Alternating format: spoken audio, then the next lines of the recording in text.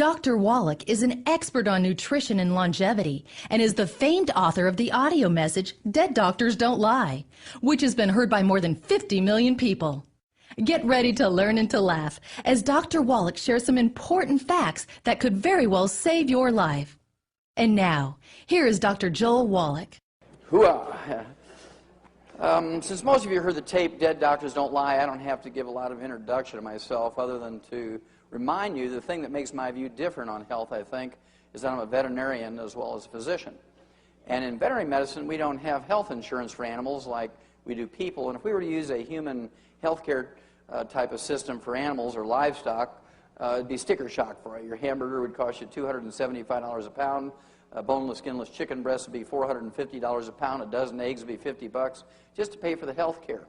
So we learned a long time ago in the animal industry that we could keep the price of animal products such as meat and dairy and poultry and eggs down to where the average American could afford to eat them every day simply by eliminating health care cost. We do this in animals with simple little nutritional formulas, and that's why we have mouse pellets and rat pellets and hamster pellets and gerbil pellets and guinea pig pellets and rabbit pellets. We have canned and dried dog and cat food. We have pig pellets and sheep pellets and horse pellets and calf pellets and dairy pellets and ferret pellets and duck pellets and turkey pellets and trout pellets and catfish pellets and monkey pellets and pigeon pellets. I mean, every kind of animal you can think of that's been domesticated or used as a pet or a laboratory animal, we have pellets for. And the reason why we put animal feeds or animal rations into a pelletized form is so that every mouthful is perfect. Even the stupidest animal in the group gets a perfect diet. They can't sort through and just eat only the sunflower seeds or the raisins. Every mouthful is perfect. And we do that to standardize production. And it's been a real blessing for the agricultural industry. We were so successful that over the last 75 years, we were able to eliminate 900 different diseases. We've doubled and tripled lifespans of animals with these simple little nutritional formulas. And as a veterinarian, it always was kind of interesting to me that we didn't use that same technology for people. We only spent $100 billion figuring all this out for animals over a 75-year period, which is nothing, as you will see tonight, compared to what we spend for human health on a yearly basis. So it's a pittance to eliminate 900 different diseases in animals.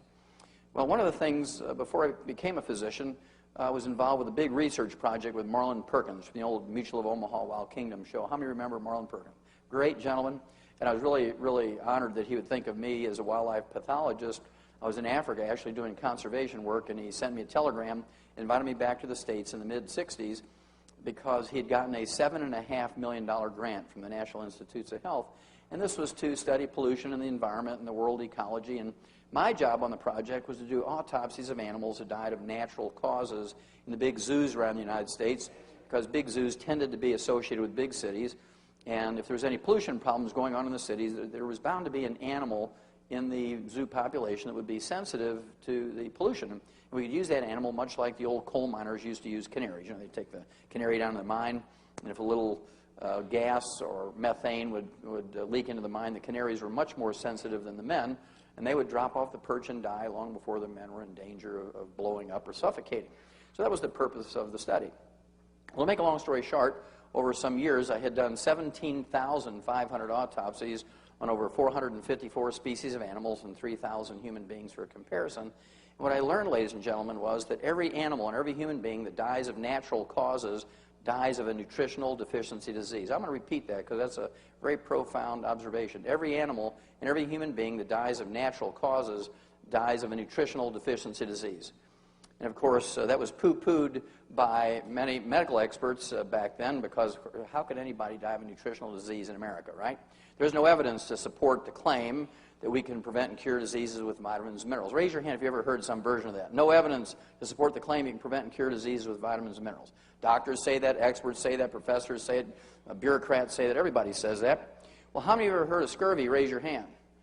Sure, you know you can prevent and cure scurvy with vitamin C? How many of you have heard of rickets? Raise your hand. You know you can prevent and cure rickets with vitamin D? How many of you have heard of goiter? Raise your hand. You know you can prevent and cure goiter with iodine and copper and selenium? How many of you have heard of anemia? Raise your hand. Golly gee, you know you can prevent and cure anemia with iron and copper and folic acid and vitamin B12? And what about things like beriberi with congestive heart failure? You know you can prevent and cure that with thiamine or vitamin B1? And what about pellagra with all the emotional stuff and schizophrenia and diarrhea and all the skin diseases that go along with pellagra? You can prevent and cure that with vitamin B3, or niacin. And all the essential nutrients are called essential nutrients because if you don't have enough, you get diseases. If you get the disease, you take the nutrient, it goes away. So any doctor, any expert, any bureaucrat, any professor, anybody who says there's no evidence to support the claim you can prevent and cure diseases with vitamins and minerals is a fool. And you don't want to have a fool for a doctor. That's the last person you want to have as a fool as a doctor, right? Well, I was really pleased to see this come out in October of 2002. This was a World Health Organization study. They said that the study finds life expectancy closely mirrors dietary factors. They went on to say nearly 1/3 of early death and disability stems from nutritional or dietary causes, including too little food in the poorest countries, the wrong kind of food in the richest countries, and then this was perhaps the most profound observation they made. Inadequate intake of 3 key micronutrients, zinc, iron, and vitamin A, is responsible for an unexpectedly high burden of disease. Now, there's 90 essential nutrients. They didn't even look at the other 87. Okay? And so finally, 40 years later, they came to the same conclusion. So I feel pretty good about that. Well, as I said, there's all these essential nutrients. There's 2 reasons why they're called essential nutrients. Number 1, our bodies cannot manufacture them. We must consume them every day, either as food or as supplements. Number 2, if you're missing them, you get some horrible collection of diseases, many of which are life-threatening. That's why they're called essential nutrients. The ones I like to talk about are mineral deficiencies because they make up 2/3 of the essential nutrients. 2/3 of the essential nutrients are minerals, and our foods cannot manufacture them. Our food plants cannot manufacture minerals. Our food plants, our grains, vegetables, fruits, and nuts, can in fact manufacture vitamins and amino acids and fatty acids. We all know that. But if you can find me any plant that will manufacture a mineral, I'll give you $1 million, tax-free, small bills in any offshore account you want. Okay, you'll be really, very wealthy if you can find me a plant that will manufacture minerals. There's no such plant. Nutritional minerals do not occur. They do not occur in a uniform blanket around the crust of the earth. Nutritional minerals occur in veins like chocolate and chocolate ripple ice cream. Nutritional minerals occur in veins like gold and silver. And the odds of you getting all essential nutrients and all essential minerals just by eating well is 0. In the same field, for instance, on one farm, in the same field, row number 1 might have 3 essential minerals, row number 5 might have 0, row number 10 might have 8, row number 15 might have 20, row number 20 might have 0, row number 25 may have 0, row number 30 might have 16.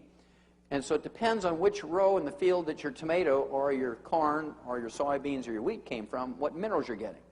To be happy, plants only need 9 minerals. We need 60. And so if the plant's very happy and you look at it, man, this is a really good-looking carrot. You know it has 9 minerals, but what about the other 51? And it doesn't make sense to throw your life away, or at least part of your longevity or your health, on what may or may not be in the food, because you can't tell by looking at the carrot. As long as it's getting its 9 minerals, it's happy. Okay? Then you start seeing things like this.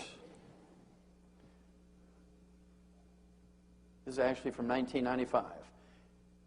Healthy crops depend on healthy soil. Well, everybody knows that, need 9 minerals. But the new report says that nearly 40% of the world's land used for agriculture is seriously degraded, which means it doesn't have these nutrients in it anymore.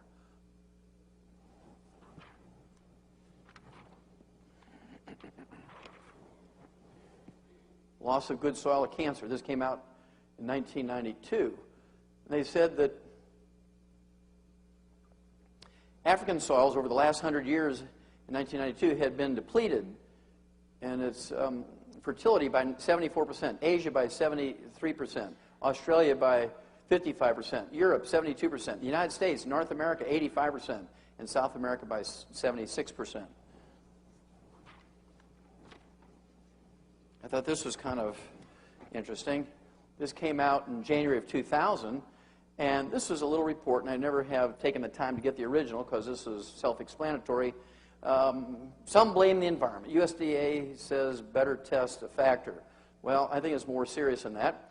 They compared a 22-year period from 1975 to 1997 on certain nutrient values in our food, and they took the 12 most popular vegetables that are grown and eaten in America, including broccoli and cabbage, carrots, cauliflower, collards, daikon, kale, mustard greens, onions, parsley, turnip greens, watercress, etc.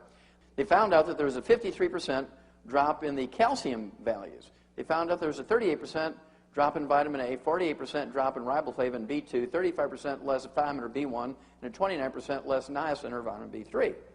And again, the reason is, if you're not putting the essential minerals in the soil that the plant needs, slowly, their ability to manufacture vitamins begins to drop. We know that today there's only about 8% protein in our wheat. 1900, there was 23% protein in our wheat. Okay?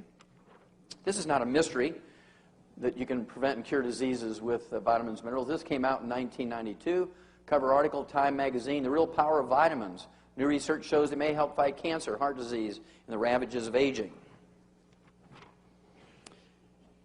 Now, it was very obvious after writing some 75 scientific articles on these diseases that were caused by deficiencies of vitamins and minerals and trace minerals and amino acids and fatty acids in animals and people. 75 scientific articles were published in medical journals and veterinary journals, pathology journals. Wrote chapters for 8 multi-author textbooks on the subject. Wrote a big textbook of my own, big 1,000-page textbook, trying to educate medical students. Was not very successful at that, and it was very obvious nothing was going to happen. So I went back to school and became a physician. In 1978, began to use these veterinary nutritional formulas in my human patients.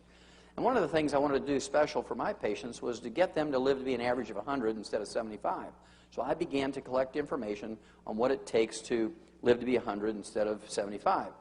And it's very interesting. A certain percentage of my patients back then, in 1978, would say things like, I don't think I want to live to be 100. I said, well, why wouldn't you want to live to be 100? Well, I don't want to wind up in a nursing home and be abused. And I thought that was kind of reasonable concern. So I began to collect information on 100-year-olds that would satisfy me that I was doing the right thing to help my patients live to be 100. And this is a sort of evidence you can find. This happens to be from September 2000. This is a cover of this particular issue of Scientific American. It's a great little scientific journal that they use to teach the scientific method to high school kids and college students. And they write it in the 5th grade reading level so college students can understand it. And this particular issue is almost entirely devoted to human longevity. And they had articles in there by experts in gerontology and genetics and nutrition. And there was a little summary at the end to tell you what you were supposed to learn in this issue. And they were editorially scratching their head trying to figure out what was going on, because they were trying to find out what it was it would take people to live to be 100. And they compared the people who didn't listen to their doctors with the people who did listen to their doctors. They found out that the ones who did not listen to their doctors lived longer than the ones who listened to the doctors. Huh? And something we've known for a long time, right? So scientifically, they observed that, and they found out that the people who live longer salted their food, ate eggs every day, cooked and ate with butter, didn't use margarine. Many of them smoked. Many of them ate white lining behind the barn and were drunk all the time. The only exercise they did when they came home after work was to fall asleep on the floor. They didn't come home, take a shower, and go to the fitness center. And as I said, they ate eggs instead of egg beaters. They used butter instead of margarine. They ate their chicken skin. And they were just flabbergasted. They couldn't figure out why these people doing all the wrong things were living so long.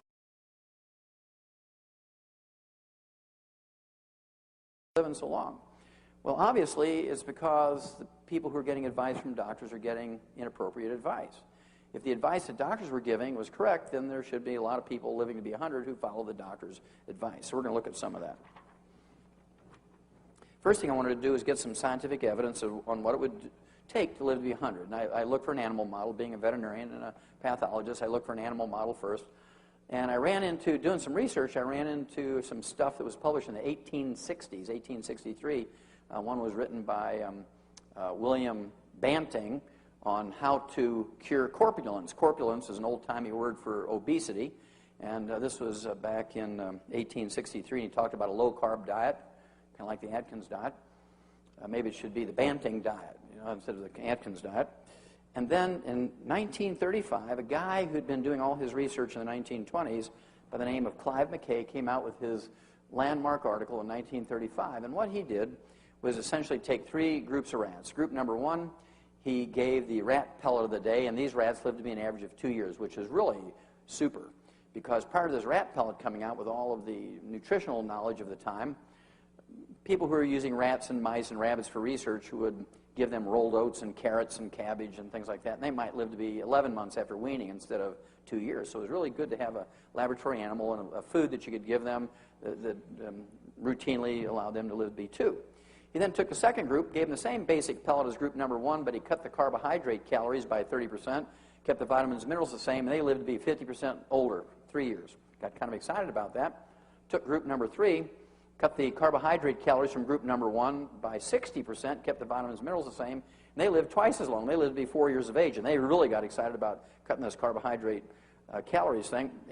But it wasn't just that. When they redid the studies with spiders and beetles and worms and pigeons and all kinds of animals, they found out that it was the density of the vitamins and minerals per remaining carbohydrate calorie. That was the basic reason, because he had always kept the vitamins and minerals the same when he dropped the calories. He didn't just drop the percentage of food, he dropped only the carbohydrate calories, keeping everything else the same. So in group number 3, there was like 3 times more vitamins and minerals per carbohydrate calorie than there was in group number 1. Now that I had an animal model and had some idea what to do, I began to look for a human model, and I ran into a guy by the name of Art Linkletter. How many of you heard of Art Linkletter? Okay, great guy. He was funny. I put he and Jack Benny and Red Skelton and Milton Berle all in the same group. They could tell funny stories without saying dirty words and things, and great family comedians. And Art Linkletter wanted to live to be 100. And he wanted to live to be 100 because he read this book. It was a Pulitzer Prize-winning book published in 1933 called Lost Horizon. It was written by James Hilton, and in this book, Lost Horizon, James Hilton coined the term Shangri-La. How many of you heard of Shangri-La? Okay, well, that's where that came from, that book. And Art Linkletter got real excited about living to be 100. Well, the book was actually written about a people called the Hunza. How many of you heard of the Hunzas?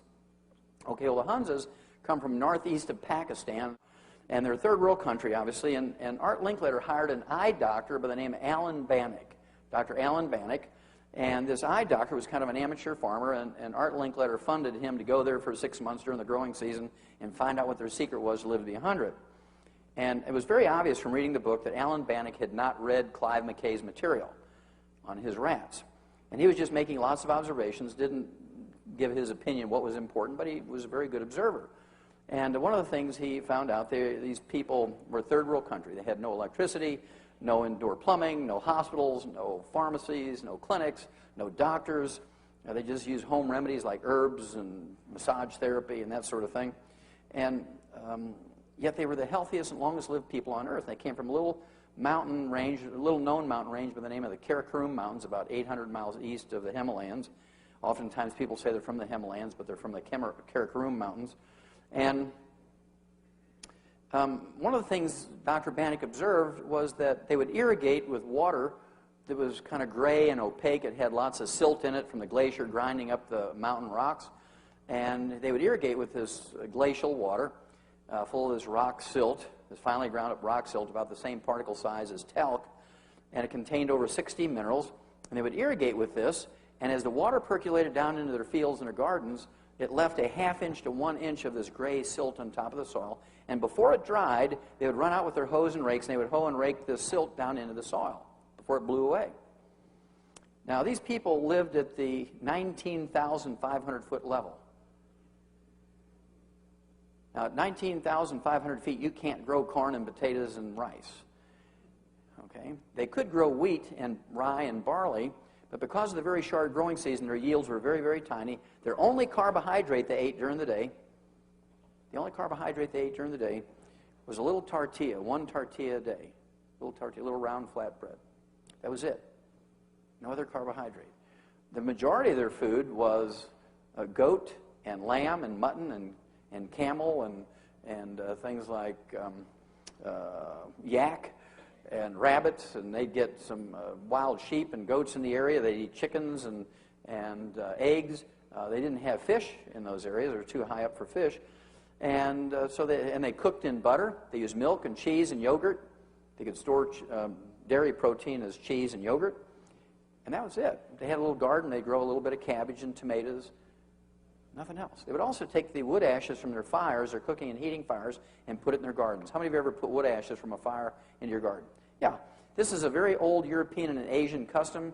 And somehow somebody learned that by putting the wood ashes from your fires into your gardens, it increases the yields and makes the food taste better and so forth. Well, it turns out the wood ashes are the minerals that are left when you burn away the carbon in the wood. So now I had not only an animal model, but a human model. They had a renewable source of minerals in their food. They were on a low-carbohydrate diet. And to me, it seemed it explained why they lived to be a ripe old age and were very productive. I also began to collect birthday announcements and obituaries of people who lived to be 100. I wanted to see really what happened to people when they lived to be 100. So I'll show you a few.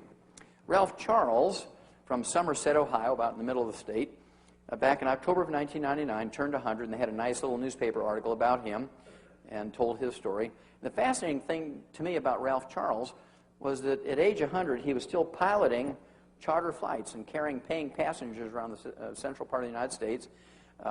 He used his single-engine Aranca aircraft. He didn't have any restrictions on his health papers or his license. Now, to me, he doesn't look like what you would expect a decrepit 100-year-old to look like. To me, he's very vibrant.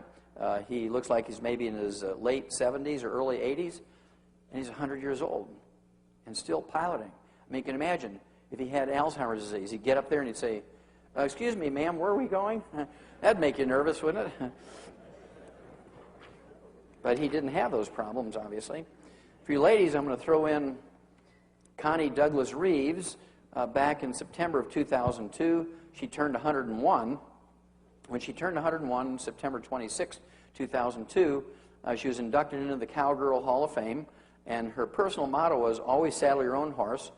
And to me, she looks like one of those feisty little people that wouldn't listen to a doctor. You know, she's got her thumbs in her belt, she's got her shoulders back, her chin's out. You can just imagine a doctor saying to her, "Look, Connie, you're 101 years old now. It's time to give up salt. We got to worry about your blood pressure. It's time to give up eggs and butter. We got to worry about your cholesterol." And she's going to say, "Well, up yours, doc, and I've been eating salt and butter since before you were born and eggs before you were born. I'm not going to give that up." You can just see her. She is not a shrinking violet. For those of you that are a little more genteel, in May of 2001, this fellow here, Harold Stilson from Deerfield Beach, Florida, turned 101, went out and played golf for his birthday, and he hit a 6th hole-in-one at 101. Now, you have to have a strong grip. You have to be able to see 108 yards. You know, you have to have good eye-hand coordination. You have to have a good memory. You can't have Alzheimer's disease. You can imagine getting that golf club up there and saying, "Is this baseball? I mean, what am I doing here?" Right? And so he's color coordinated. It doesn't get any better than that for 101 years old. I think he looks pretty good for 101.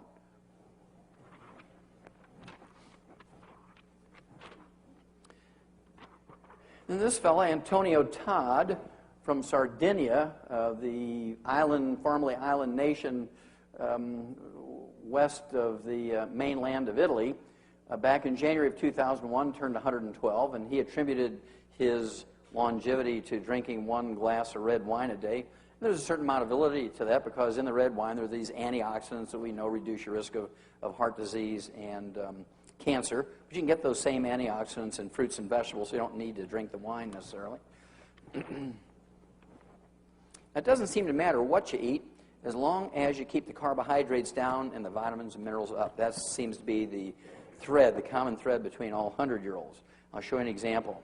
This gal here, Dora Amathebe from South Africa, was born in 1881, and in 1995 she turned 114. And when she was asked, "Dora, what do you attribute your health and longevity to?" she said, "Oh, I ate locusts, you know, the grasshoppers. You know about grasshoppers here, right? Pumpkin seeds, tortoise meat, wild herbs, dried fruit, and a cup of coffee." You notice it doesn't say bread. You notice it doesn't say potatoes. It doesn't say rice. It doesn't say corn. The only carbohydrate might be a little bit of that dried fruit. She got her protein from the locusts, from the grasshoppers, and the tortoise meat. She got her essential fatty acids from the pumpkin seeds, and if she ate the herb's grain, she got a little bit of vitamin C and folic acid and beta-carotene.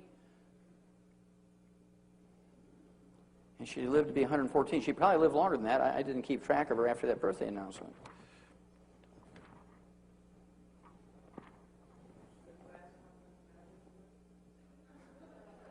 Yeah, crickets won't work. Okay. February 15th, 2003, this gal here, Maddie Owens, 119, died at age 119, and she grew up in South Carolina, and apparently when she was born in 1883, she was still working in the cotton fields. Owens told her family of her hard work in the cotton fields. I guarantee you that she didn't have vaccinations. I guarantee you that she didn't have antibiotics. I guarantee you she didn't have 3 good square meals a day.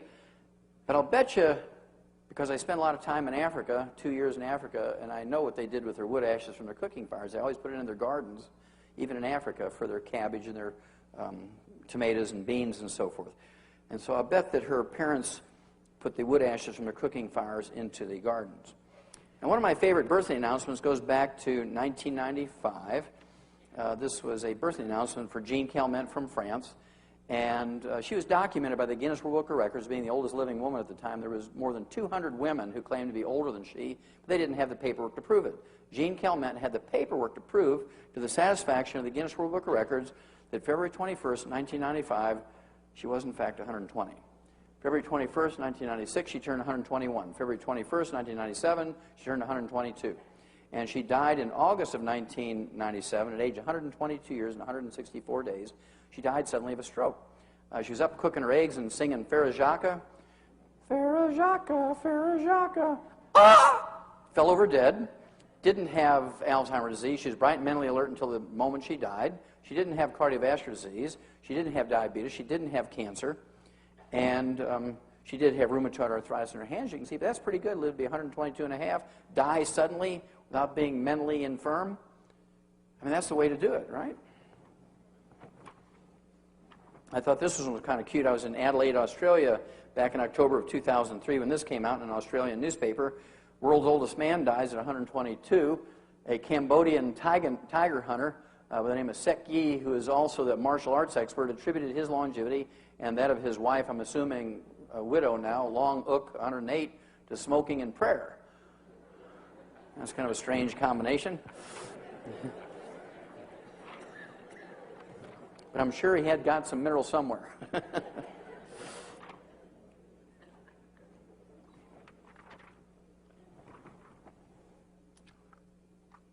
Again, this is an Australian newspaper. It came out in March of 2003. A Brazilian believed to be the world's oldest woman died at age 124.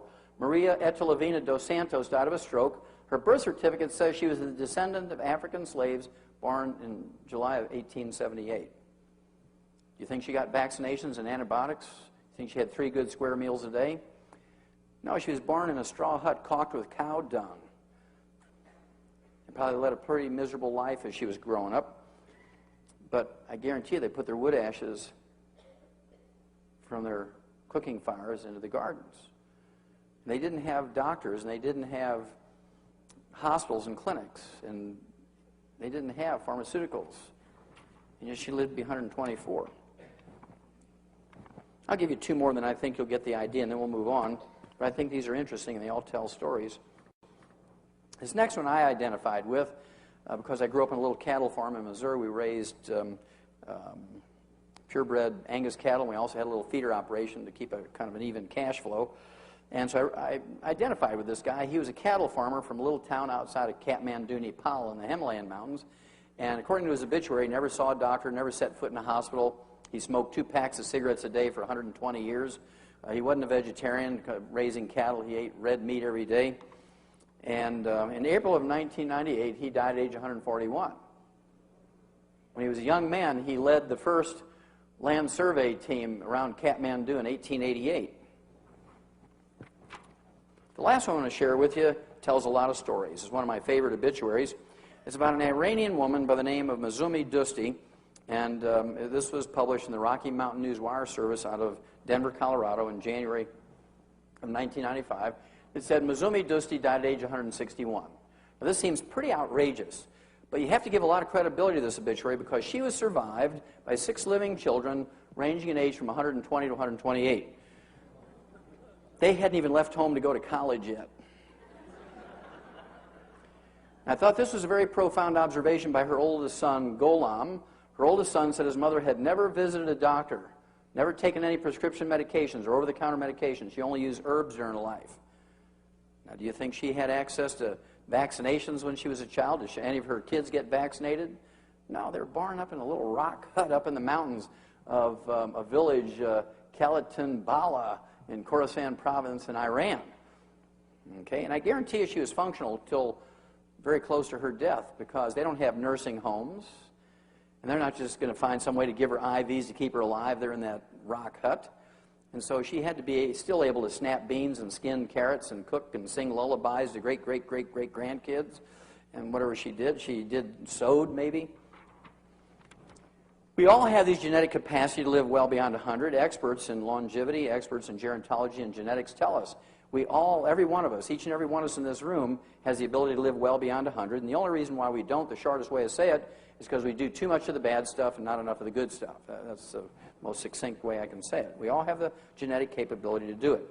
One of the fascinating things to me is that we ask doctors about what to do for health and longevity. Now, if doctors knew what they were talking about, that would make sense. But I'm a scorecard kind of guy, and so I'm looking at doctors and saying, really, do they really, really know what they're talking about? When my tape, Dead Doctors Don't Lie, which came out in 1994, I had a statistic in there from a small survey. It said doctors live to be 57.6, and I rounded up to 58 to give them the benefit of the doubt, and doctors just went ballistic. Well, Wallach, you got to be lying. We don't live to be 58. We live to be 75 like everybody else. Well, even if they live to be 75 like everybody else, that wouldn't be too good a recommendation, because if they're the holders of all knowledge and health and they follow their own recommendations, they should live to be 85 or 95 or 100 or something. Well, they didn't want to believe me, so they did their own study, and they came out 5 years later in 1999 with the answer to their study, and they found out that doctors in America live to be 56. So I missed it by 2 years. So why do we ask people how to live a long, healthful life who only live to be 56 on the average? That's because they have convinced us that health care is very, very, not only important, but also very detailed. It's very complicated, and you have to go to school for 14 years to know how to deal with health care. And they've convinced Americans that this is true. I mean, you can't pick up a newspaper or watch TV or listen to the radio without health care and Medicare and Medicaid and all this stuff being on the front, right? Well, let's look at some more scorecards and see if we're getting the bang for our buck. Right now, the entire world each year spends $2.7 trillion for health care, 2.7 trillion with a T. Out of that $2.7 trillion each year that the world spends for health care, the U.S. alone, the U.S. spends $1.6 trillion, more than half. And yet, in April of 1990, we ranked 17th in longevity. There were 16 other countries whose peoples live longer than we did. We didn't even rank in the top 10. You have to ask, well, who is number one, and what did they do different from us? Well, the Japanese were number one. They lived to be 79.1, 4.1 years longer than we did. And the interesting thing was, the Japanese are heavy smokers. 68% of the Japanese smoke 3 to 5 packs of cigarettes a day. They are heavy smokers. They are the smokingest nation on earth. And yet they have 85% less cancer and cardiovascular disease than we do. Japanese consume 12 to 15 grams of salt every day, an entire salt shaker per person. We're supposed to consume approximately 1 gram, 1,000 milligrams a day of salt, and yet they have 85% less cardiovascular disease than we do. We dropped 2 atomic bombs on the Japanese to end World War II. They've had more radiation per person than any other culture on Earth. Nobody cleaned it up. They've been wallowing in all the radiation in the soil and water and environment ever since we dropped the bombs on them. Nobody cleaned it up. And they have 85% less cancer than we do. And so I want to know what they know. In all this adversity, they're still living longer than us and are healthier than us. You say, well, maybe that was a bad study. It should be redone. Well, they did 10 years later, June of 2000. They reran the same study, and the Japanese maintained number one. But they dropped from 79.1 down to 74.5. So this was our chance to catch up and surpass them with all this money we're spending. But instead, we dropped from 17th in longevity all the way down to 24th because we went from 75 to 70.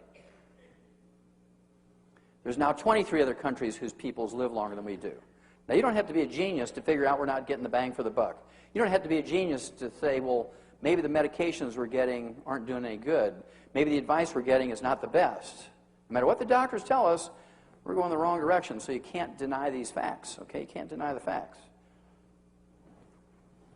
Well, there's 250,000 drugs, pharmaceuticals in the PDR, the physician's desk reference, that they have access to treat people in America. There's new ones coming out all the time. They're always bragging about how many billions of dollars worth of research they spend every year to find new drugs. And if you take out the 500 antibiotics, it still leaves 249,500 drugs. There's not a single one of those designed to cure anything. There's not a single drug in the PDR, except maybe antibiotics, might cure a strep throat. Other than that, there's not a single drug in the PDR that cures anything. They're all designed to milk your insurance policies. They're all designed to milk Medicare and Medicaid. They're all designed to milk your wallet, because there's no laws requiring the pharmaceutical companies to manufacture drugs that cure, even though they could, but because there's no laws requiring them to do it, they don't.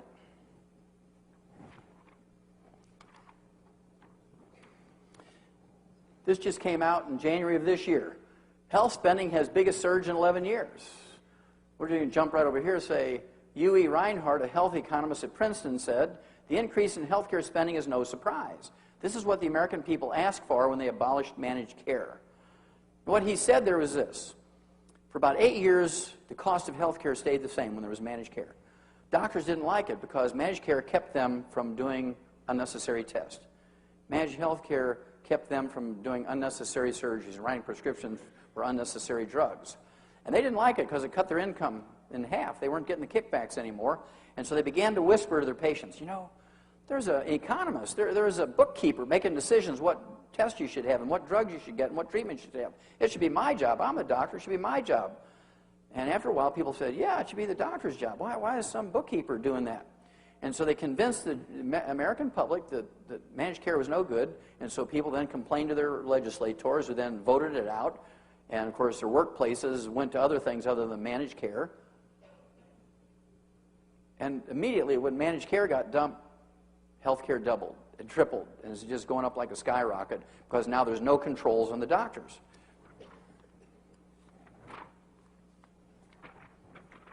Well, how does this affect us? This came out in May of 2003. Age 65-plus workforce rose sharply since 1980. Americans are living longer, and they're fretting about their financial security. What is the biggest reason why people are worried about their financial security? Health care. Health care, right? Health care is the biggest thing that people worry about. As you get older, you need more health care. And there's all kinds of things happening because of health care. Doctors always get paid. You're going to pay it. Your employer's going to pay it. The government's going to pay it. They don't worry. They're happy, right? I thought this was really a very interesting editorial. This came out in February of this year, just last month, just about a month ago. Outsourcing the American Dream. How many of you heard of outsourcing? Okay, good. That's half of you. Outsourcing means that they're sending American jobs to other countries. I'll give you an example. These big corporations are training Indian people in New Delhi how to speak with a Texas accent. So when you call up, you see something on TV you want to order, or in a catalog it says call this toll-free number, or you want to make an appointment for an appliance repairman to come out of your house and put a new motor in your dryer or something. When you call up, they say, howdy, ma'am, how y'all doing? Because they've taught these guys in Pakistan and India how to speak with a Texas accent. How can we hip you? It only rings 3 times, and they pick it up in New Delhi, India, and they take this order.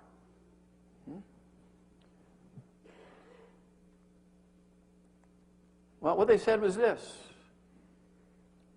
By the time 2006 comes, between 35 and 45% of current full-time IT jobs, which are these information technology jobs, will be sent overseas.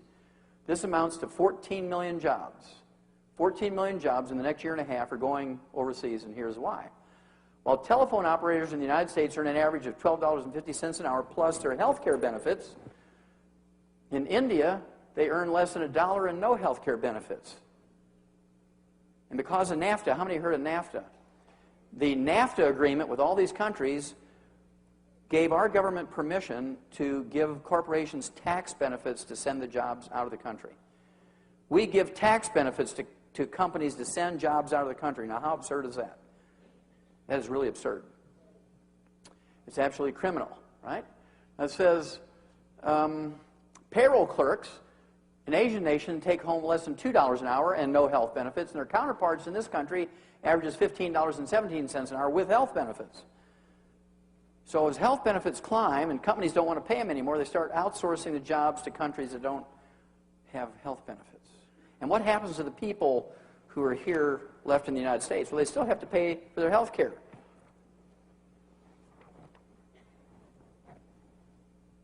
This came out in June of 2003. Study finds doctors skip key steps of treatments. Doctors fail to take about half the recommended steps for treating common illnesses, such as high blood pressure and diabetes, suggesting that health care in the United States isn't nearly as good as many people thought. Well, that's not a new belief, right? This came out in October of 1999. Doctors say they'd lie to get insurers to pay. This is a study done in 8 cities, 169 internists, and they presented this to the annual meeting of the American Medical Association conference, annual conference in Los Angeles in October of 1999. And I'm just going to go over 2 of them. This is actually quite a thick report. I'll go over 2 of them. It said 58% supported lying so a severely ill 55-year-old could get a coronary bypass, even though her pains were not becoming more frequent as the insurer required during the managed care days. Now, if your pains are not becoming more frequent and the degree of pain remains the same, this is called stable angina. And how many of you heard of nitroglycerin? Yeah, for 30, 50 cents treatment, you can put a nitro tab under your tablet. It may cost you $6 to $10 a month to deal with the pain. And as long as the frequency is the same, the pain level is the same, you can do that forever. And also, how many of you heard of Dean Ornish? Well, Dean Ornish was an MD, PhD from Harvard Medical School. He did a great double-blind study where he took hundreds of people with 85% and 90% blockage of their 3 main coronary arteries, and he put them on a restricted diet, gave them some supplements, gave them low-impact exercise like yoga and swimming, and in 6 months' time, all their arteries were open 100% without surgery. This was impossible, according to surgeons. The only way to deal with blocked arteries in the heart is to do a bypass, right? There's no way you can do that with diet and exercise and supplements. And so they made him do it again. Another double-blind study worked, results exactly the same. Well, what a doctor should say today when somebody comes to them with angina, stable angina, say, look, let's get on a Dean Ornish program. It's actually going to cut your food bill in half, save a little money here. We're going to get you on a little nutritional program, supplement program, do some yoga. You can do that for free at home. Well, here's a $10 tape. You can learn how to do these yoga exercises. You come back in 6 months, and if you're improved, we'll just keep doing the same thing. If it gets worse, then we'll consider the surgery. But there's no doctors who do that. Doctors kind of lie a little bit, but they want you, well, worse than that, they want God to believe that they're lying on behalf of Mabel or Ruth or Roy. He says, Lord, you know I'm lying, but it's not because of me. I'm lying because them mean old managed care insurance companies won't let Roy have a triple bypass. And Roy needs a triple bypass, so forgive me, Lord, because I have to lie for Roy. Now, why is that doctor lying? Is he lying for Roy's behalf? No, he's lying for his own behalf. He wants the $85,000. Keep that cash flow going. The other one I want to talk about briefly is a 1997 study by the Health Insurance Association of America found that 75% of insurance fraud is committed by providers, which is their code word for doctors. 75% of health insurance fraud is committed by doctors who apply for payment, which they get for procedures they didn't even do. They apply for payment for procedures they give you that you didn't need. They're the only profession or trade in America or the world where they don't have to go to a bank when they need extra money. They just send in a couple of claims to the insurance company pays them. There's not a single doctor ever goes to jail for that. Insurance companies write that off as the cost of doing business. Now, who pays for that? Each and every one of us as these premiums go up, as more and more doctors are doing these things. And they look at it as, hey, it's our money, we're going to get it anyway we have to. This came out in September of 1997. It was an article published in the Journal of the American Medical Association. Young doctors lack stethoscope skills, which is, the primary instrument of a doctor. Many new doctors steeped in high-tech medicine can't properly use a stethoscope. What they learned was they could just identify 20%. They could just identify 20% of heart problems that were presented to them. They could not identify 80%. How can you go to school for 14 years and not use a stethoscope? It's like an apprentice carpenter apprenticing for 7 years. How can you not learn how to use a hammer, right? Well, the reason why doctors don't spend any time learning how to use a stethoscope is because if they were to use a stethoscope to diagnose cardiovascular problems, and by the way, ladies and gentlemen, you can identify all cardiovascular problems with a stethoscope. It takes you an extra 10 minutes to listen to every square millimeter of the heart and the valves and the arteries and things, but you can do it. Gain the skills to do it, but then you make an extra $30 for a long office visit. But if they send you in for an angiogram or a CAT scan or an MRI or an ultrasound, guess what? They make $421 every time they send somebody in for those procedures. What's better, $421 or $30? Okay.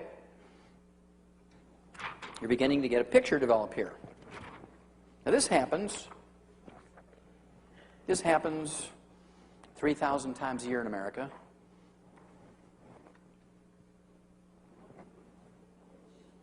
Mildred C. Clark, 86 years old, was found cold, stiff, and blue on her apartment floor. And the apartment manager got scared because he thought she was dead, so he called the paramedics, and they examined her. Yeah, she's dead. And so they called the coroner. He came out. Yeah, she's dead. So they put her in a body bag and shipped her to the Albany, New York Medical Center, which is associated with a medical school there in upstate New York. And so they sent an intern down to do the final exam before they wrote a death certificate on her, because you can't do an autopsy on somebody until they've had a death certificate. So he examines her, and he probably just closed his eye. He'd probably never seen a dead body by himself, right? So oh, well, everybody else says she's dead, so he writes this death certificate. They take her down to the morgue, and they strip her naked, take a pressure hose, blow all her makeup and gunk off her body, put her wet, naked body into the body bag, and they put her in a freezer for 90 minutes until the medical examiner and the pathologist get there to do the autopsy. 90 minutes after being in the freezer, they wheel her out and zip open the body bag, and Mildred C. Clark, 86 years old, sits up. She says, "Thank God you found me. It was cold and dark in there, and I didn't know where I was." I mean, after 14 years of medical school, doctors can't even tell if you're alive or dead. That makes me nervous. And then according to Ralph Nader in January of 1993, big study, according to Ralph Nader, doctors kill each year in America 300,000 patients in hospitals alone each year as a result of medical negligence. 300,000 are killed each year in hospitals alone as a result of medical negligence. Each year in America, 1.3 million Americans are injured in hospitals as a result of medical negligence. Each year in America, 2 million are infected in hospitals alone as a result of medical negligence. And despite heroic round-the-clock nursing care and intravenous antibiotics, 90,000 to 100,000 of these 2 million each year die. In hospitals each year, 2.2 million people get what's called adverse drug reactions to the drugs that they are introduced to in the hospital. And despite heroic measures, 140,000 to 200,000 die every year. You add these up, ladies and gentlemen, that's 3.5 million to 4 million casualties killed, injured, and infected each year in hospitals by doctors each year. 3.5 million to 4 million killed, injured, and infected each year in hospitals by doctors. It's estimated to be double that outside of hospitals. Now, we're not talking about 3 people a year here. We're talking about a huge number of people.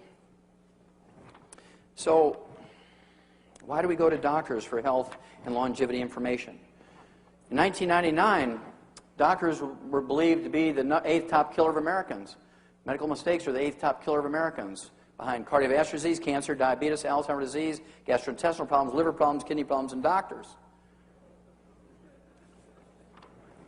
Today, this is just out. I haven't had time to make a slide, but trust me, right now, doctors each year in America kill just short of 800,000 people. They're now listed as the #1 cause of death in Americans. Number 2 is cardiovascular disease. Number 3 is cancer. Number 1 are doctor kills. Okay? Now, how do we deal with this? You know, even Thomas Jefferson said that a little revolution once in a while is a good thing. It's time to revolt against the American healthcare system. They do everything in their favor and nothing in the favor of the patients. It's a miracle. It's a God-given miracle if you survive a hospital visit, truly, without being damaged or infected or killed. And so, how do we deal with this? Well, we've learned in other instances how to deal with these kind of problems when the industry is abusing us. For instance, 60 years ago, when the automobile industry began to abuse customers, you know, you go in for a $6 oil change 60 years ago, and you go to pick up your car. They say, well, it's $300. You say, why? That's my month's wages. What do you mean, $300? Well, you told us to do whatever was necessary, and so we rebuilt your transmission, we rebuilt your carburetor, we gave you all new tires, we rotated them, we put in new brake shoes, new spark plugs, we gapped them, we did your timing, $300. And you kicked the counter and yelled and screamed, but in the end you paid your $300. Well, people got tired of that, and so they started going to flea markets and junkyards and garage sales looking for parts for their car. And after a while, the demand for these parts and tools at garage sales and flea markets and junkyards became so great, these sources couldn't handle the demand anymore, so a whole industry popped up. How many of you have heard of Napa Auto Parts and Pep Boys and AutoZone and Schutz? And because now you can walk in, you can get any part you want, you can get any tool you want for working on your own car, this has turned out to be a huge industry. And that's because the automobile industry got greedy some 60 years ago, and now more and more people do it themselves. And the same thing happened in the construction industry. When it got to the point where they were charging a little old couple $60 to change the float in the toilet and $200 to change the light bulb, and little old couples would sign a contract for a $6,000 roof, but they didn't point out to them that there's a rotating interest thing, a revolving interest thing, and if you didn't pay it in a year, it cost you $100,000. And all these horror stories came out, so people began to go to junkyards and garage sales and flea markets looking for materials and tools to maintain and repair their own homes. How many remember back in the 50s and 60s when everybody had a table saw and a band saw and routers and all these tools, and you turn your garage into a shop and everybody began to do things themselves? Well, soon these sources couldn't supply the demand anymore, so a whole industry developed to supply the demand for people who want to maintain and repair their own homes. They're called Home Depot and Lowe's and Menards, and if you don't know how to put shingles on your own roof, they'll give you a free class. Okay? Well, it's long overdue that we rebel in the same way against the healthcare industry. We need to do more and more ourselves. With a little bit of education, 15 minutes of reading a night, listening to tapes or CDs in your drive around your car. In any particular instance, with 15 minutes of reading, you can do whatever a doctor does. It's that simple. For instance, a doctor has less than $100 worth of stuff in his examining room. He's got a blood pressure cuff, a stethoscope, he's got a thermometer, a little rubber mallet to see if you have reflexes. Well, if you walk in the examining room, I know you got reflexes. Now, if they carry in, I might want to test them, but if you walk in on your own, you're singing and dancing, I don't have to worry about that too much. They have a little AAA battery pen light, they look in your eyes and down your throat with, and that was given to them by some salesman for a pharmaceutical company. You can jerk it out of their pocket, look at it, and you'll say, oh, look at that, Pfizer. Okay? So they have less than $100 worth of stuff. You can go to a pharmacy or a grocery store and buy all that stuff yourself without a prescription. With the exception of ultrasound and radiation and CAT scans and MRIs, you can get just about any test that a doctor would send you to a lab or a hospital for. For instance, you can go and you can buy a little bottle of test strips to find out what your blood sugar and blood cholesterol is. You can get little test strips to find out if you have blood or sugar in your urine. You can get test strips to find out if you have blood in your bowel movement to do a screen for colon cancer and ulcerative colitis, maybe gastric ulcers. You can find out if you're pregnant or not. For $19.95, you can get a little test strip, you pee on it, and you find out if you're pregnant or not. 30 seconds, honey, I'm pregnant, kind of thing, right? 30 seconds, $19.95. You don't have to go get a physical exam, get a blood test, they charge you $150, and then you got to come back in 3 days for another $150 visit, so it winds up being like $500 to find out if you're pregnant or not. You can do it for $19.95. The one that I really find disgusting are the fertility clinics. You have to pay $25,000 up front before they even talk to you, because they might slip and give you a little information. So before the doctor will see you, you got to pay your $25,000, and then they'll start talking to you about what they can do to help you in a situation of infertility. Well, they want you to believe that they are the holders of all knowledge in this. Well, back when I was a kid, my dad only, 60 years ago, my dad only had a 4th grade education, and he knew how to artificially inseminate cattle back then. It was not a new thing. We've been doing it livestock for 75 years. Maybe longer than that in research, but out in the field practicing, any farmer could do AI or artificial insemination themselves. And, with a $2.95 basting syringe and a condom to collect semen, you can do it yourself for less than $5.